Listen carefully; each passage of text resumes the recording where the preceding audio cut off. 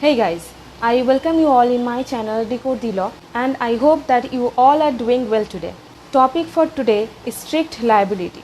So strict liability ये एक ऐसा कंसेप्ट है जहाँ से अक्सर जुडिशरी एग्जाम में एंड लॉ एग्जाम में क्वेश्चन पूछा जाता है. So in the first part of this video, I am going to discuss what is the concept regarding it, and in the later part of this video, I will tell you that अगर ये question judiciary में आता है तो कैसे answer को frame करना है, एंड अगर ये क्वेश्चन लॉ एग्जाम में आता है तो आपको कैसे फ्रेम करना है. So without wasting any time, let's start with today's video. And channel में अगर नए आए हो तो प्लीज़ सब्सक्राइब कर देना. So let's get started. Let's understand what is the evolution of this doctrine. So this doctrine or rule of Raylan versus Fletcher or rule of strict liability was first formulated by Justice Blackburn in the case of Raylan versus Fletcher 1866. मतलब 1866 पर ये rule को first formulate किया गया था by Justice Blackburn and it was approved by the House of Lords in 1868. 1868 में इसको approve किया गया by the House of Lords. So what is this strict liability is all about, मतलब ये क्या है? It's a special branch of tortious liability. जो tortious liability होता है एक इंसान का, उसका एक स्पेशल ब्रांच कहा जाता है इस रूल ऑफ स्ट्रिक्ट लाइबिलिटी को. And it is based on the maxim that is सिक उटेरे 208 एलियम नॉन लीडस. इसका मतलब है so use your own property as not to injure the property of your neighbour. मतलब आप आपका प्रॉपर्टी ऐसे यूज़ नहीं कर सकते हो ताकि वो आपका जो नेबर है उसका प्रॉपर्टी डैमेज कर रहा है और इंजोर कर रहा है. ठीक है. एंड ये जो रेलन वर्सेस फ्लेचर का रूल है, it is also known as no fault liability. मतलब जहाँ पर कोई इंसान का कोई फॉल्ट नहीं है, एट दैट टाइम भी वो इंसान लाइबल होगा. So let's understand in a brief manner what is no fault liability. No fault liability मतलब सपोज़ ऐसा कुछ सिचुएशन अराइज हो सकता है जहाँ पर एक इंसान ने कोई एक और इंसान को हार्म पहुँचाया है.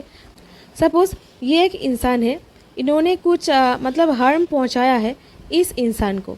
ठीक है. एंड यहाँ पर इस इंसान का कोई इंटेंशन नहीं है एंड इनके तरफ से कोई नेग्लिजेंसी भी नहीं है towards causing harm to that person. Okay. अगर ऐसा होते हुए भी कोई हार्म पहुंच जाए इस इंसान को, then this person will held liable. This is known as no fault liability. Now let's understand what is the fact of this case. So Ryland was a mill owner and Fletcher was a lessee of a coal mine. So Ryland कौन थे? Ryland was a mill owner and Fletcher was a lessee of a coal mine. एक coal mine का lessee थे. The coal mines and the mill were near to each other. मतलब जो coal mine था, suppose ये coal mine है and ये एक मिल है. ठीक है. एंड ये दोनों एक सेपरेट लैंड पर इस्टेब्लिश थे. ठीक है. And Rylands employed an independent contractor who were apparently competent to construct a reservoir on his land for the purpose of supply of water to his mill. मतलब Ryland ने क्या किया था? Rylands ने एक इंडिपेंडेंट कॉन्ट्रैक्टर को employ किए थे for the purpose of water supply to his mill and उनको कहा गया था एक रिजर्वायर कंस्ट्रक्ट करने के लिए. And when the reservoir building process was going on, certain shafts were found. मतलब जब रिजर्वायर तैयार किया जा रहा था कुछ सैप्स पाया गया था एंड जो कंट्रैक्टर थे वो सैप्स को मर्ल एंड सैंड से फिल किया गया था. एंड जो सैप्स थे वो सैप्स फ्लेचर का जो कोल माइन था उससे कनेक्टेड था. After building the reservoir, water was filled in it and old shafts were burst downward. मतलब जब रिजर्वायर तैयार हो चुका था उस रिजर्वायर को पानी से फिल किया गया एंड जो ओल्ड सैप्स थे वो बर्स्ट हो गया था and water flowed through those old shafts into the coal mine of Fletcher.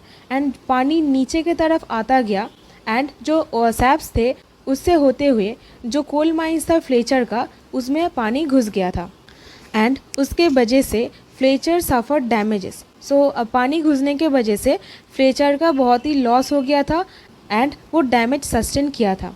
So he brought an action against Ryland. So that's why Fletcher जो थे वो रेलैंड के अगेंस्ट एक एक्शन लिए थे, मतलब वो सूट फाइल किए थे. The defendant Rylands took the plea that he was not negligent simply because of reservoir was built by the independent contractor.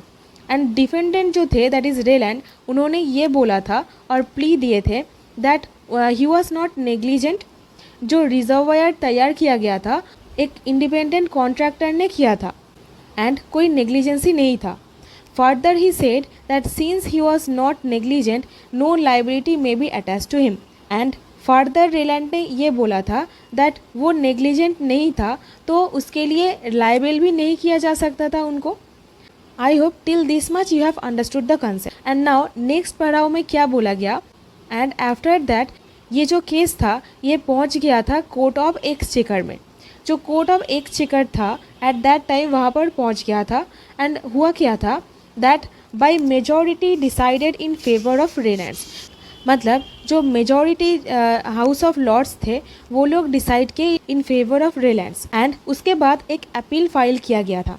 Appeal में क्या बोला गया, जो लोअर कोर्ट का जो डिसीजन था उसको रिवर्स कर दिया गया था एंड रेलैंड को लाइबल किया गया था. And this judgment was delivered by Justice Blackburn.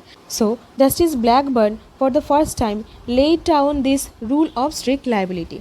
आपको प्रीलिम्स में यहाँ से पूछा जा सकता है that who is the founder of this rule, then you have to say that Justice Blackburn. Now let me tell you what are the essential criteria or conditions in order to hold a person or book a person liable for the rule of strict liability. So now let me tell you in a gist manner that what are the principles that was laid down in the case of Reland versus Fletcher. So number one is that if a person brings dangerous substances upon his land which commits mischief and injures the neighbor, when the person who brings dangerous substance is answerable if he was not negligent.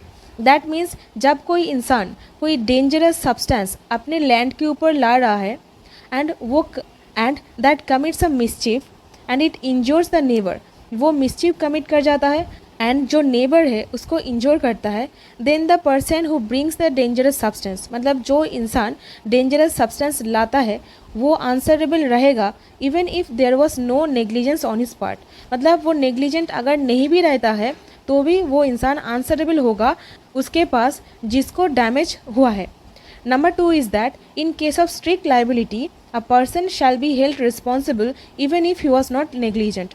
मतलब in case of strict liability a person who is not negligent enough उनको भी responsible किया जाएगा. And third one is that a person may use his land in natural way. मतलब जब कोई इंसान अगर उसके लैंड को नेचुरल वे में यूज़ करता है but if he construct something upon the land which commits मिसचिफ. मतलब जब वो इंसान लैंड का नेचुरल यूज़ कर रहा है एंड कुछ करता है उस ज़मीन के ऊपर and which commits a mischief, the person who does something, मतलब जो इंसान ने कुछ किया है on his land shall be responsible, वो रिस्पॉन्सिबल होगा. And this is the rule, इसको ही टेक्निकली जाना जाता है the rule of strict liability. So ये जो 3 पॉइंट्स मैंने अभी बताई यही बताया गया था जजमेंट में of the Ryland versus Fletcher case में. ठीक है, now let's understand what are the essential ingredients और elements of the rule.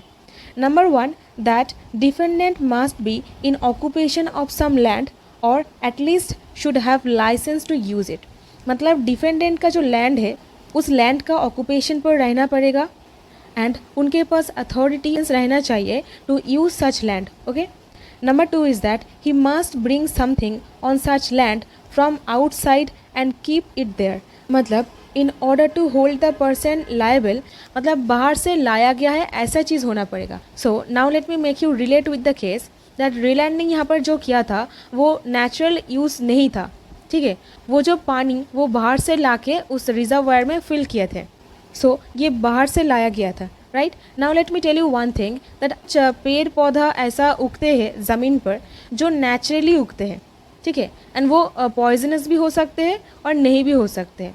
Suppose यहाँ पर एक ऐसा कुछ पौधा उगा है अपने आप जो पॉइजनस है एंड आपका जो नेबर है उनका जो मतलब एनिमल है domestic animal like cow and horse and वो उस पौधा को मेरे ज़मीन पर आके खाता है एंड खा के वो बीमार पड़ जाता है, then I will not be liable because जो पेड़ पौधा उगे हैं मेरे ज़मीन के ऊपर उसको मैं खुद तो नहीं उगाया हूँ, वो अपने आप ही मतलब हुआ है वहाँ पर, सो that's Y I will not be liable. मान लीजिए एक उल्टा सिचुएशन, लाइक जहाँ पर वो पेड़ पौधा अपने आप नहीं बल्कि मैं खुद अपने हाथों से उनको लगाई हूँ, देन एंड अगर उस ब्रांचेस प्रोट्रूड होकर आपके लैंड पे चला जाता है, मतलब बढ़ते बढ़ते चला गया है, एंड उसको जो नेबर का एनिमल है अगर खाता है एंड बीमार पड़ जाता है, then you will be held liable, because आपने खुद वो मतलब पॉइजनस प्लांट को लगाया है एंड खा के वो बीमार पड़ गया है, आपको लायबल किया जाएगा, because this is not natural use of the land.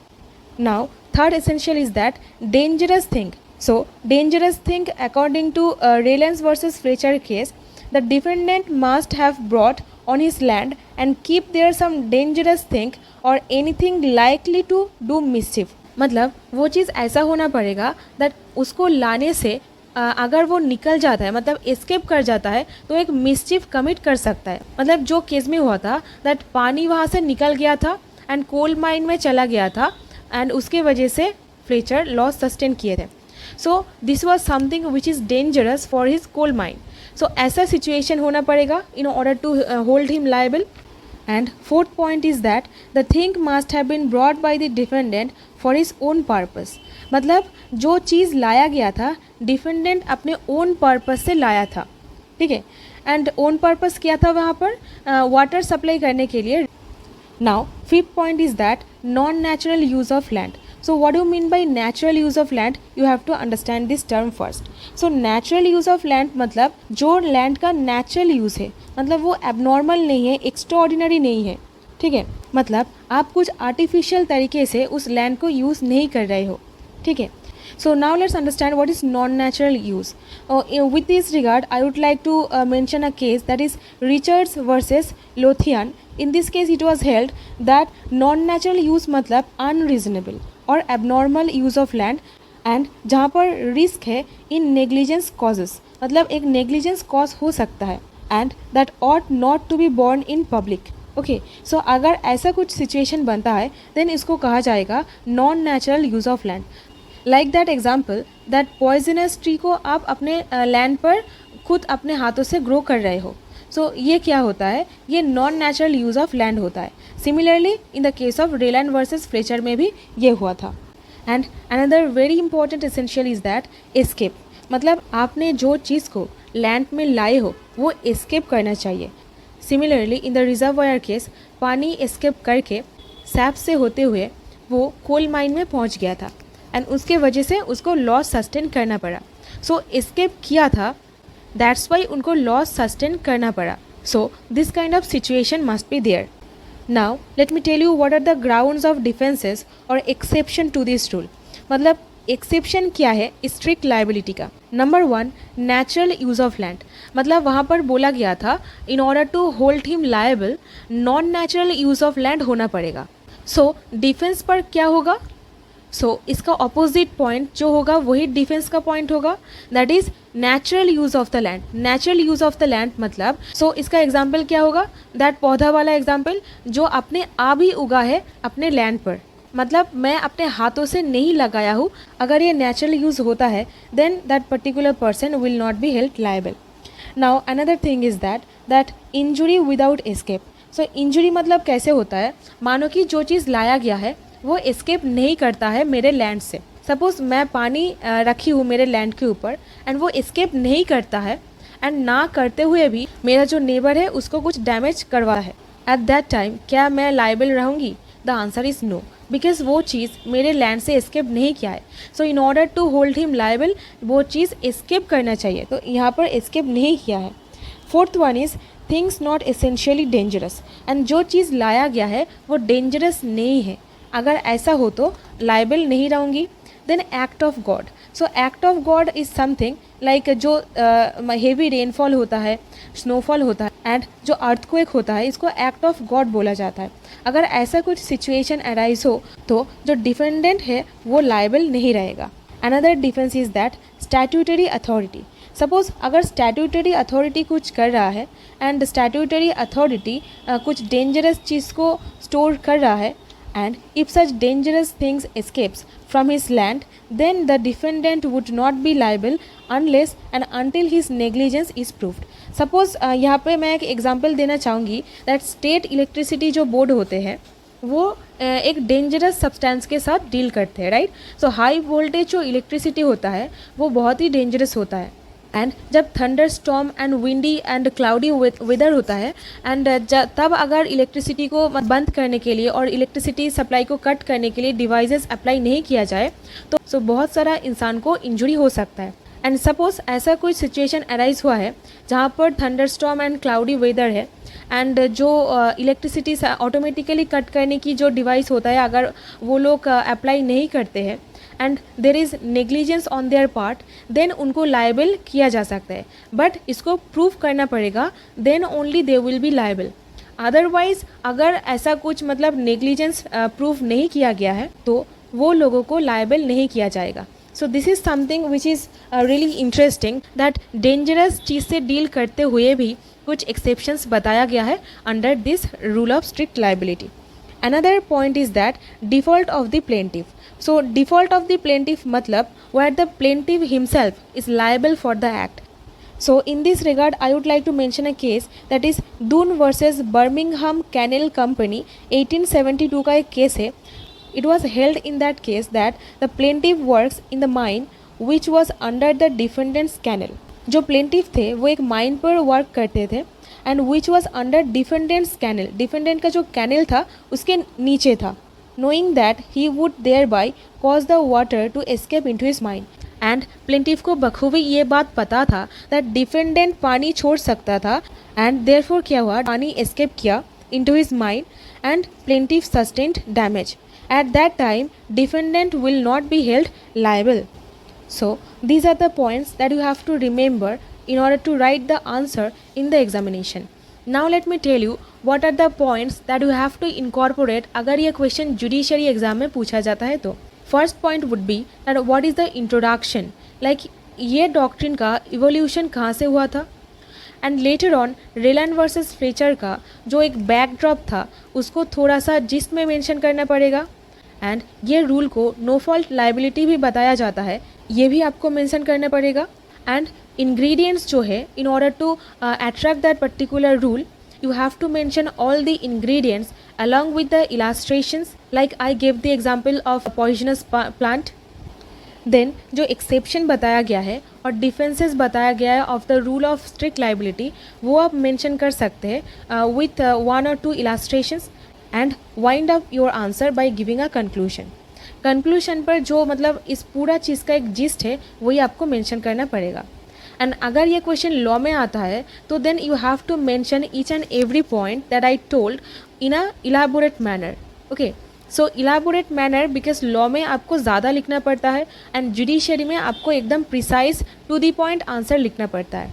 ठीक है, पॉइंट सेम रहेगा एंड आपको इलाबोरेट तरीके से कुछ और इलास्ट्रेशन इनकॉर्पोरेट करके आंसर फ्रेम करना है.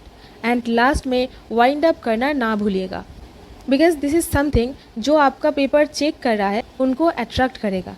सो आई होप आपका पूरा कंसेप्ट क्लियर हो चुका है. And if you have any kind of suggestion then comment your suggestion. I will try to incorporate in my videos. Do like, share, comment and don't forget to subscribe my channel. Thank you so much for watching this video.